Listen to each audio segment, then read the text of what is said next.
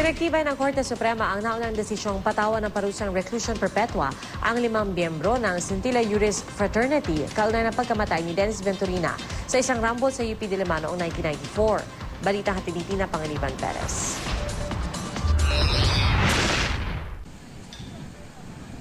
Tahimik at payapa ang lugar ng karunungan na ito, ang UP sa Diliman, Quezon City.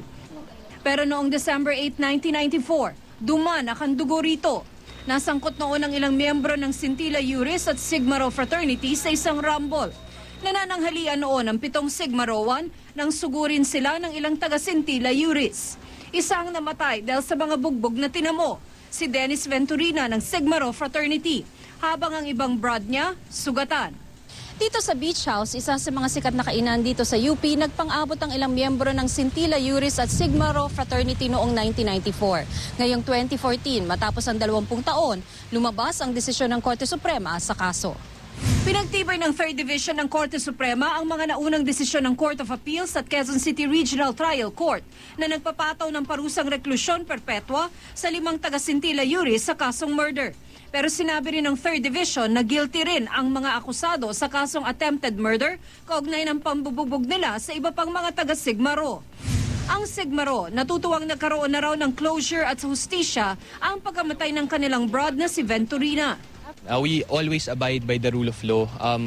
Tinatakwil namin ng anong uri man ng karahasan, lalong-lalo na dito sa campus. No? Imbes daw na mag-rumble at masayang ang buhay ng mga kabataan, maganda raw kung ipakita na lang ng mga fraternity kung sino ang mas magaling sa pamamagitan ng academics at mga eleksyon sa iba't ibang student council.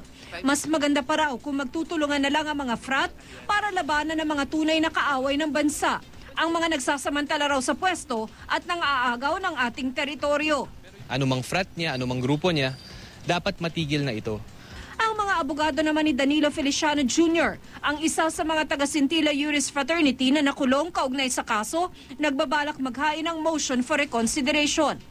Ang kampo ng iba pang hinatulan ng reklusyon perpetua na sina Julius Victor Medalla, Christopher Soliva, Warren Zingapan at Robert Michael Beltran Alvir, wala pang pahayag kaugnay ng ibinabang desisyon ng Korte Suprema.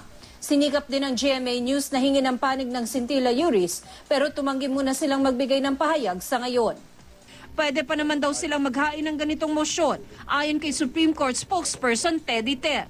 Tumanggi naman siya magkomento kung bakit tumagal ng 20 taon ang kaso. Pero nabanggit sa desisyon ng 3rd Division ng Korte Suprema na 2002 na magdesisyon sa kaso ang Quezon City Regional Trial Court.